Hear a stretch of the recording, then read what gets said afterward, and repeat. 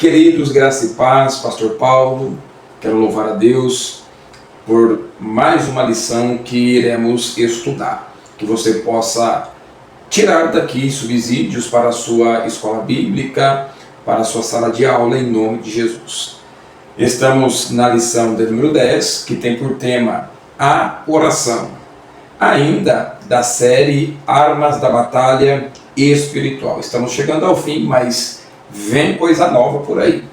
Queridos, quero louvar a Deus pela vida do nosso presidente, apóstolo Rubens Gomes, e da bispa Paula. Deus abençoe os nossos presidentes das igrejas A Palavra de Cristo para o Brasil.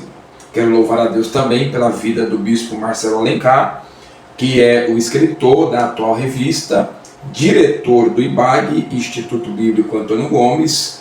Que Deus possa abençoá-lo, em nome do Senhor Jesus. Quero louvar a Deus também pela vida do bispo Márcio Figueiredo, que é o diretor das nossas revistas e também diretor das igrejas A Palavra de Cristo aqui no estado de São Paulo. Deus abençoe. Sou o pastor Paulo, da igreja A Palavra de Cristo para o Brasil, aqui da cidade de Braúna. Deus abençoe. Bom, meus irmãos, vamos para mais uma lição, a lição de número 10.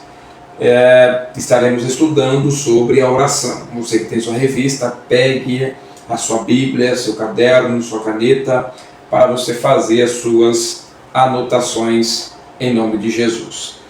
Queridos, a lição de número 10, a oração, autor Bispo Marcelo Alencar, texto base, 2 Crônicas, capítulo 20, versículo 12. 2 Crônicas, capítulo 20, versículo de número 12. O nosso Deus não os julgarás, porque em nós não há força perante essa grande multidão que vem contra nós, e não sabemos o que fazer, porém os nossos olhos estão postos em ti. Glória a Deus. Este é o texto base da nossa lição, que tem por tema a oração.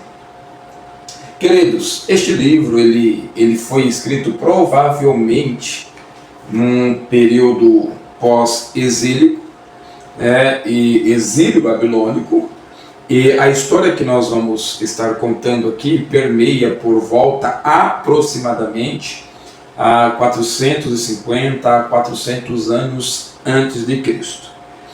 Bom, a respeito do escritor do livro, muitos atribuem a Esdras, mas fica aquela coisa suspensa. Não podemos bater o martelo de quem escreveu de fato o livro de 2 Crônicas. Bom, alguns atribuem a Esdras, que é o líder espiritual, um escriba, um homem de Deus que foi usado a seu tempo. O propósito do livro de 2 Crônicas é mostrar ao povo a vitória espiritual que vem e depende da fidelidade a Deus. Então você pode colocar aí, isto são pequenos detalhes a respeito do livro de 2 Crônicas. Bom, meus irmãos, temos a introdução, já de antemão falei com os irmãos na aula passada, então seguiremos aquilo que acabei de passar na aula anterior. Bom, na introdução é importante você dizer para os seus alunos, para a igreja, que o cristão ele não caminha em um terreno neutro. O cristão ele não caminha em terrenos que não vai ter ameaças, oposições, tribulações, vales, desertos, tempestades e tudo que você puder imaginar de negativo. Bom, isso significa que o crente não anda em terrenos neutros. O cristão ele anda em um campo minado por Satanás. Tem um certo pastor, acredito ser o presidente da Assembleia de Deus, José Wellington, ele vai dizer que o crente ele é como um barco no oceano. Nós estamos neste mundo, mas não somos do mundo. Nós somos apenas uma poeira e somos apenas criatura em um mundo, em um contexto minado por Satanás. E neste mundo que vivemos tem batalhas, desafios, pressões internas e externas, tem as situações que podem ser espirituais, emocionais, psicológicas, tudo que você puder imaginar. O crente, ele anda em terrenos perigosos. O cristão, ele caminha em terrenos que está mais contra ele do que a favor dele. É importante o crente, o cristão, o salvo saber disso. Porque quando ele sabe do lugar aonde ele permeia, do lugar aonde ele anda, ele vai buscar algo que possa ajudar a atravessar, algo que possa amenizar talvez a tribulação, a dor, as angústias, as batalhas, as guerras da vida. Enfim, ele vai buscar alguma coisa. É neste momento que Deus revela para o cristão. Para mim, irmãos, é a arma mais poderosa junto ao lado da palavra de Deus. A oração, a arma mais poderosa que o cristão tem no seu arsenal de armas. A oração. Por que, pastor Paulo? Bom, entre várias armas, temos a oração, que ocupa um lugar singular na vida do crente, na família do crente, no ministério do crente, na igreja do crente. Por quê, pastor Paulo? Porque a oração é a respiração da alma. É a respiração da alma. Bom, se o crente não ora, ele acaba morrendo. Se o crente não ora, acaba sucumbindo. O sentimento, as emoções acabam caindo, entram em conflito. A emoção, as emoções entram em conflito. A pessoa está em conflito consigo mesmo, porque ele deixou a oração de lado. A oração também é o clamor do guerreiro. Sempre tem a canção, o hino do guerreiro, do soldado. A nossa é a oração. O soldado tem aquilo que o chama, aquilo que alerta, aquilo que dá sinal.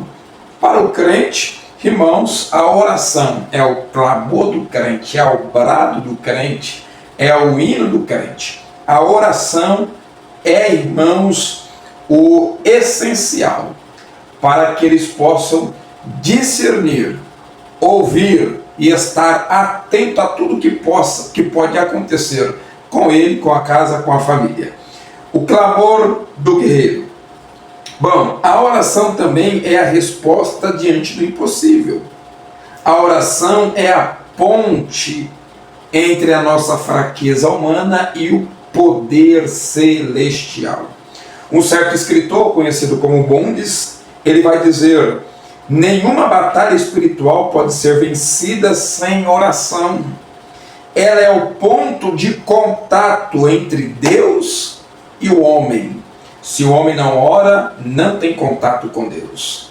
Se ele não tem contato com Deus, que é maior, que está sobre tudo e todos, que é onipotente, certamente esse crente não irá vencer guerra nenhuma. Muito bem. Primeiro ponto da lição de número 10. Tem como subtítulo a oração como grito de guerra, o exemplo de Josafá e a batalha que pertence ao Senhor. Na revista, irmãos, o escritor vai destacar muitas coisas importantes. É importante que você leia e releia para que você possa extrair da revista verdades e princípios que são essencial para a vida do cristão. Muito bem. A narrativa bíblica está no contexto de 2 Crônicas, capítulo de número 20, aonde Josafá se encontra em um aperto. Quem é Josafá? Rei de Israel do Reino Sul. Sabemos que Israel foi dividido, Reino Norte e Reino Sul. Josafá, rei do Reino Sul, que estava ali numa junção de duas tribos, que é a tribo de Judá e a tribo de Benjamim. Ponto. Esse reino que Josafá era rei, tinha capital em Jerusalém. E Josafá ele vai receber notícias de que tem 3 exércitos que estão marchando contra eles, contra Israel. 2 Crônicas, capítulo 20, versículo 1. Você vai ver que tem os Moabitas, os Amonitas e os Meunitas, que estão marchando contra Israel. E quer saber de uma coisa? Certamente varreria Israel do mapa naquela época. Não tinha como, não tinha probabilidade de Israel vencer esta peleja. E, humanamente falando, Israel estava assim em um aperto terrível e de um tamanho sem precedentes. O que me chama a atenção é que neste momento que 3 exércitos estão marchando contra Josafá, o reino de Israel, este homem ele vai usar o que tem de melhor. Ele vai fazer uso daquilo que aprendeu desde sempre. Israel sempre soube, através das escrituras, através do conhecimento oral, daquilo que eles ouviam, daquilo que eles liam, eles tinham conhecimento. A oração era a ferramenta mais importante. E é isto que vai acontecer. Josafá está vendo 3 exércitos marchando contra eles. E ele vai fazer algo que talvez muitos, eu acredito que quase todos, com algumas exceções, mas todos não fariam. O que é, pastor Paulo? Irmãos, este rei, ele não vai chamar os soldados. Ele não vai falar, se preparem para a guerra, pegue todas as suas armas, seus escudos, pegue os seus cereais, pegue aquilo que é necessário, vamos sair para a peleja. Não foi a primeira coisa que ele fez. Este homem, ele vai fazer o que poucos hoje fazem. Acredito que na questão de liderança, de reino, nação, acredito que poucos fazem. O que, pastor Paulo? É dar o grito de guerra. E que grito é este? A oração. Você vai ver que no texto de 2 Crônicas, capítulo 20, o rei Josafá, ele vai, ao invés de chamar para a peleja, ao invés de chamar para a batalha, ele vai fazer tudo ao contrário. Primeiro, ele vai se voltar ao Senhor. Ele vai orar ao Senhor. Depois ele vai proclamar, elevar um clamor nacional. Ele vai pedir para que todos, do maior ao menor, também orasse com ele, que clamasse com ele. E ele vai fazer, irmãos, aquilo que todo líder tinha e tem que fazer em momentos de crise. É o que? É orar. E Josafá, ao fazer isso, irmãos, ele vai ensinar para nós princípios pentecostais. E o que isso quer dizer? Ele vai nos dar uma linha mestra. Josafá, ele vai nos dar algo que o Espírito Santo trabalha para que nós venhamos também ter esta mesma ação, esta mesma reação esta mesma atitude. Ele vai ensinar princípios pentecostais. Princípios pentecostais é algo que o Espírito Santo está relacionado. É algo que vem através do Espírito. É algo espiritual. E quando Josafá ele ora ao Senhor, chama a nação para orar ao Senhor, ou seja, dar o brado de guerra, dar o grito de guerra, ele nos ensina duas coisas. A primeira coisa que ele vai nos ensinar é descer para o campo de batalha e não fazer do campo de batalha o campo de batalha. Parece contraditório, mas Josafá nesse momento nos ensina a primeira coisa, que é transformar o campo de batalha em altar de oração. Eita, irmão, isso aqui é forte. Você já fez isso? Creio que sim, principalmente se você for um cristão. É estar num momento terrível. Você está vendo o exército vindo a teu encontro, e no lugar que seria o local da guerra, vai ser o local onde você vai erguer um altar de oração. É onde você cai de joelhos e o próprio Deus fica em pé em teu lugar. Então Josafá fez isso, a primeira coisa. Outra coisa que ele vai nos ensinar é dependência total a Deus. Quem, irmãos, confiaria a Deus a tal ponto de estar sendo confrontado? São 3 exércitos grandiosos. E o homem, em vez de sair para defender o povo, os murmuradores, iriam dizer: o que Josafá está fazendo? Irmão, ele está orando, confiando. Parece impossível, parece errado o que Josafá está fazendo, mas é o certo. Ore no lugar da guerra. Ore no lugar da tribulação. Donald Stamps, ele vai dizer: a arma principal de Josafá não foi a espada, mas a oração. E o céu marchou na frente dele. Eita glória! Você faz do lugar da guerra altar de oração, depende totalmente de Deus, e o céu marcha na sua frente. A oração é um grito de guerra do guerreiro espiritual. Então, quer gritar, irmãos? Vai orar.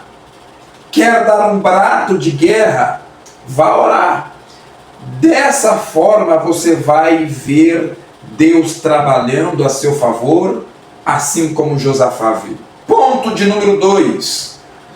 A oração intercessória, quebrando cadeias e libertando cativos. Bom, a oração, irmãos, intercessória é algo que o próprio Espírito Santo já nos ensina de antemão. A Bíblia diz que ele intercede por nós com gemidos inexprimíveis. O Espírito Santo intercede por nós. Josafá nos ensina sobre isso. A oração intercessória. Você quer subir o nível da oração? Você quer subir o nível de contato e intimidade com Deus de uma forma sem limites? Subir o limite de uma forma sem limites?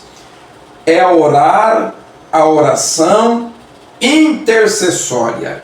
O que é isto, pastor Paulo? É quando eu estou orando para alguém, intercedendo pela vida, família de alguém, porque a intercessão é a dimensão da oração que tira o foco de si mesmo e luta por alguém que não consegue lutar. Imagine quantas pessoas em Israel que não conseguiam lutar, que não conseguiram orar e que não oraram. É possível que isso tenha acontecido. Só que o que vai fazer? Josafá vai orar pela nação. Ele levantou a nação de Israel para orar e vamos dizer assim que 99% se levantou, se ajoelhou para orar, se consagrar ao Senhor. Mas existia a probabilidade de pessoas não ter força para nada. Já estávamos conformados com a derrota, com a morte, com a guerra, com os resultados. Só que Josafá está orando pela nação. Josafá está orando. E através desta oração, Deus vai trazer vitória. Olha só, em 2 Crônicas, Josafá não ora sozinho. Toda a nação vai interceder. Homens, mulheres, crianças, líderes, todos em uma só voz na intercessão. O que isto mostra? Primeiro, isto mostra a unidade espiritual. Querido, quanto tempo faz que você já não ora mais com a comunhão da igreja? Em união, em unidade com os irmãos. Qual foi o dia que você se ajuntou para orar, interceder por alguém? Qual foi o último dia que você, com a igreja, com as irmãs, foi na casa da irmãzinha fulana para orar por ela? Quando foi que isso aconteceu? A intercessão, ela também gera a atmosfera de libertação. É através da oração que você observa vidas sendo libertas. Atos capítulo 12, versículo 5. Enquanto a igreja orava, Deus ia, através do anjo, libertar Pedro. Então, quando nós temos a preocupação de interceder, nós mostramos a unidade espiritual e preparamos a atmosfera para a libertação, para a liberdade. Outra coisa que a intercessão tem é ativar o socorro divino. Quando nada mais dá jeito, nada tem jeito, tudo está perdido, é urgente, a oração entra com tudo e o socorro divino chega na hora certa. A oração destrói cadeias invisíveis. Você não está vendo, você não enxerga, mas você está orando, intercedendo, e Deus, através da sua oração, vai libertar alguém, vai quebrar cadeias invisíveis. Eu me lembro de um testemunho que eu ouvi de um pastor, e esse pastor vai dizer que um missionário foi para um país X, e quando chegou nesse país, ele fez o trabalho que foi fazer, que era um trabalho missionário, mas algo deu errado, ele acabou perdendo tudo, não tendo dinheiro para voltar para o Brasil, e neste país ele se tornou mendigo, ficou à mercê das drogas e bebidas. Olha só o que vai acontecer. Este homem, ele vai por diversas vezes tentar o suicídio e nunca dava certo. Um ex-missionário, alguém que pregava, alguém que ganhava almas para Jesus, agora viciado, alcoólatra e agora morando na sarjeta. O testemunho desse homem vai dizer que ele fez uma última oração. Ele falou: se Deus me ama, eu preciso de que o Senhor fale comigo. Se o Senhor me ama, me encontre, fale comigo. Aqui no Brasil está saindo 2 homens de Deus, 2 pastores, indo para a mesma nação deste homem. E esse homem estava desistindo da vida de Deus, de tudo. E a história vai dizer que os pastores, quando chega não falava nada do idioma local da nação. O outro, mais ou menos. A história vai dizer que ele, caminhando, esse pastor observa este irmão ex-missionário. E o Espírito Santo fala com ele dizendo: vai e ore por ele. Vai, abrace-o. Ore na sua língua, na língua brasileira. Ore por ele, abraça-o. Só isso, só isso. Só que ele ficou meio assim, porque falou: não, eu vou orar em brasileiro para alguém que eu não conheço, numa nação que eu não conheço.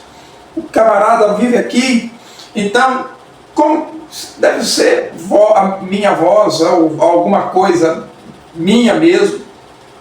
E nisso ele foi segurando o passo para não chegar até o rapaz. Ele andando nas ruas deste país. A história vai dizer que o rapaz, desistindo da vida, foi desacelerando o passo, a tal ponto de um ficar próximo do outro. E aí não tinha mais jeito. O irmão vai lá, abraça-o e começa a orar em português. Orar na língua do Brasil. O testemunho vai dizer que o moço cai de joelhos chorando. E algo extraordinário começou a acontecer naquele momento. E ele vai dizer para o irmão, porque o irmão ficou com curiosidade do que estava acontecendo, do que estava se passando, mesmo sem entender. Só que aquele homem vai falar, e vai falar na língua do Brasil, dizendo para ele: eu fiz minha última oração, e minha oração foi esta: Senhor, eu preciso que o Senhor fale comigo hoje. Eu preciso que o Senhor use pelo menos alguém para orar por mim na língua do Brasil. Eu preciso que alguém fale comigo na língua da minha nação. Que alguém me abrace para mim saber que o Senhor ainda me ama. E nesse momento isso acabou de acontecer. Você me abraçou e orou na língua brasileira, porque Cristo me ama. A salvação chegou naquele rapaz. A libertação chegou naquele rapaz, porque alguém ouviu a voz do Espírito. Alguém estava sensível naquele exato momento, no último momento. E o socorro, através daquela oração, daquela intercessão, o socorro veio por imediato. Imediatamente ele foi alcançado por Jesus. Andrew Moore, ele vai dizer: a intercessão é a obra mais poderosa que um cristão pode realizar em favor ao próximo. Irmão, você pode dar dinheiro, pode dar carro, pode dar casa, pode dar tudo que você quiser, isso também é bom, faz parte. Mas como a oração, não existe nada para que se equipare, não existe nada que iguale a oração. Orar por alguém é a melhor coisa que você pode fazer para o seu próximo, para o seu parente, para seu pai, sua mãe, seu filho, para seu amigo, para qualquer pessoa. A oração é melhor que dinheiro, a oração é melhor que ouro, a oração é melhor do que pedras preciosas. Mike Perman vai dizer: a intercessão coloca o crente na brecha. E essa é a primeira linha da batalha espiritual. Quando você ora por alguém, você está se pondo na linha de frente. Se prepare, porque Satanás vai ficar furioso, mas Deus vai lhe dar a vitória. Quando você entende que tem que interceder por alguém, Deus vem e muda seu cativeiro.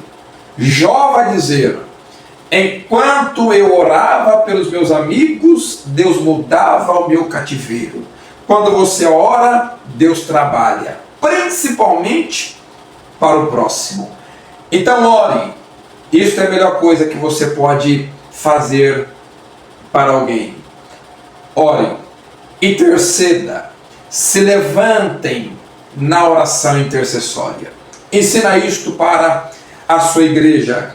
É importante orar, principalmente tirar um pouco nós de foco, nos colocar um pouco para lá e fazer com que a nossa oração venha trazer outros que a nossa oração venha ter foco em um jovem perdido, em uma irmã perdida, em um irmão perdido, ou nem precisa estar perdido para isto, mas interceda por alguém. Ponto de número 3.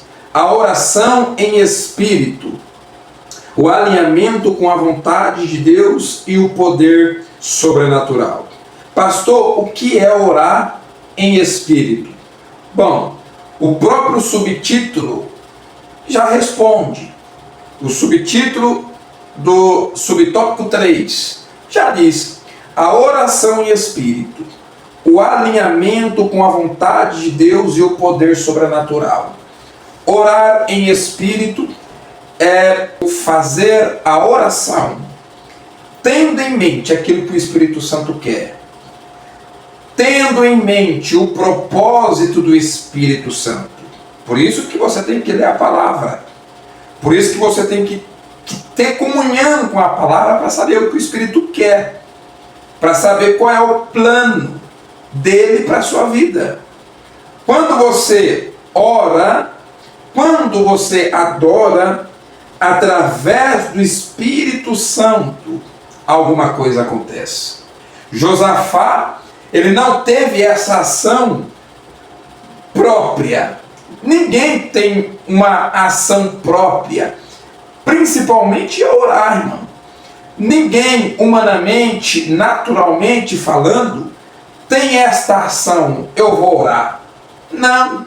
Todos nós que no dia, na noite, na manhã, na terça, na quarta, na quinta, se dispomos a orar, isso é um ato do Espírito Santo. Agora, eu tenho que saber o propósito dele, o plano dele. Quando eu sei, quando eu entendo, Deus vai fazer aquilo que fez aqui com Josafá. O que, pastor Paulo?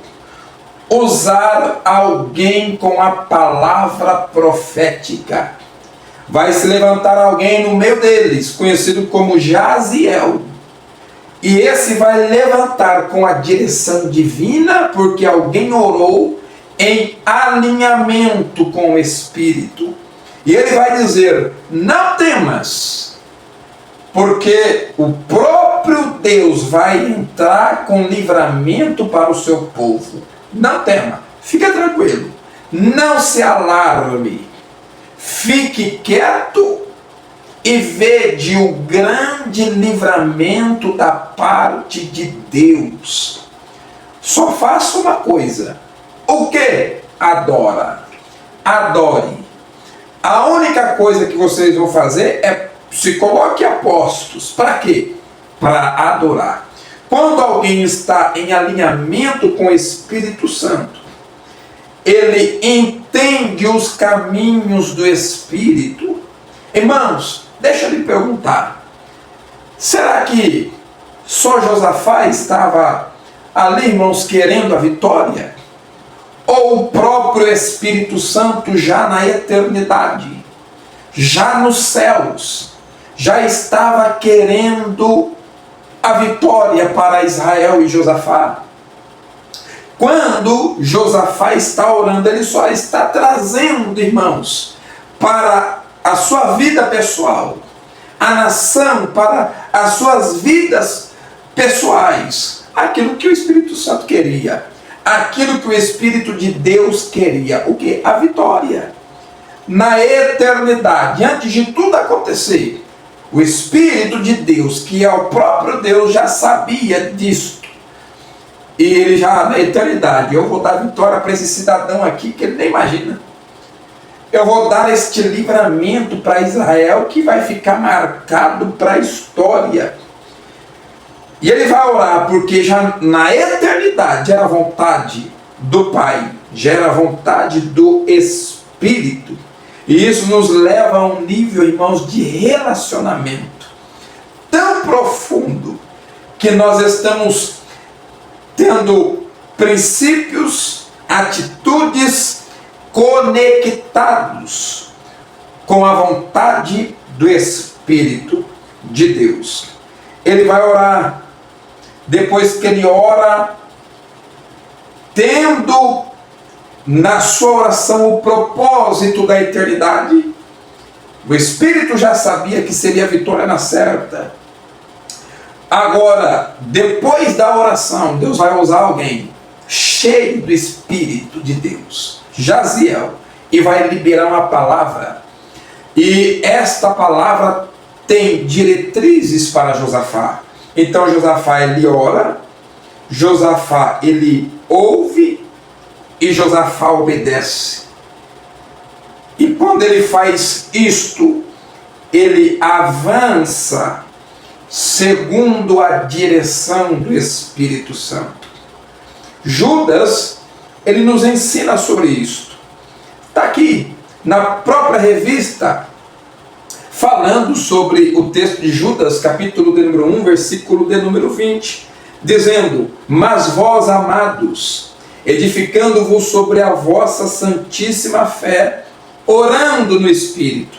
É quando eu oro, é quando eu coloco nas minhas palavras aquilo que o Espírito Santo quer para mim. É quando eu trago verdades do Espírito na minha oração. É quando eu estou conectado com a vontade dEle.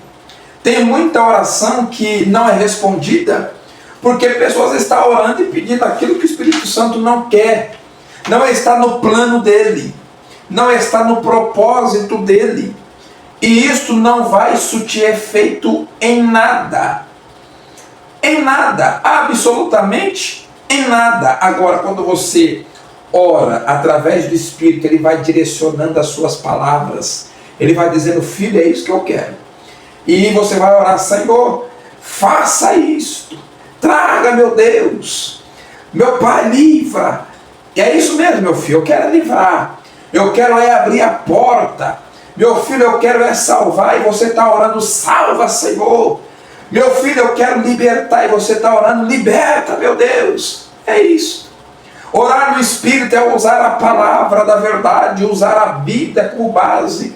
Você vai orar e você vai dizer: Senhor, a tua palavra diz em Lucas capítulo 1, 37, nada é impossível.